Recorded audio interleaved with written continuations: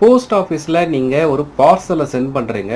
அந்த parcel டெஸ்டினேஷனை reach பண்ணும்போது அந்த பார்சல் வந்து பிரிபட்ட நிலையில் பார்ட்டி வந்து ரிசீவ் பண்ணுறாங்க. இந்த மாதிரி ஒரு சம்பவம் நடக்கும் பொழுது அதற்கு வந்து வழக்கு தொடர முடியுமா, இழப்பீடு கேட்க முடியுமான்னு கேட்டால் தாராளமாக கேட்கலாம். ஒரு வழக்கை உதாரணமாக சொல்கிறேன். அந்த வழக்கில் இதே மாதிரி ஒரு சம்பவம் நடக்குது.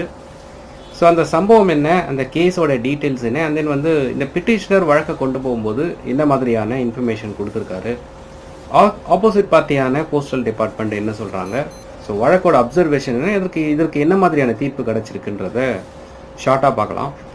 இந்த வழக்கோட கேஸ் என்னன்னு பார்த்தீங்கன்னா, இந்த வழக்கோட கம்ப்ளைண்டர் 4 பேக்கெட் பார்சலில் வந்து இந்தியன் போஸ்ட் டிபார்ட்மெண்ட்டில் போஸ்ட் பண்ணுறதுக்காக ஒரு நபர்கிட்ட கொடுத்து அனுப்புகிறாரு. அந்த பர்டிகுலர் நபர் போஸ்ட் ஆஃபீஸில் போஸ்ட் அனுப்பும்போது அந்த போஸ்ட்மேன் வந்து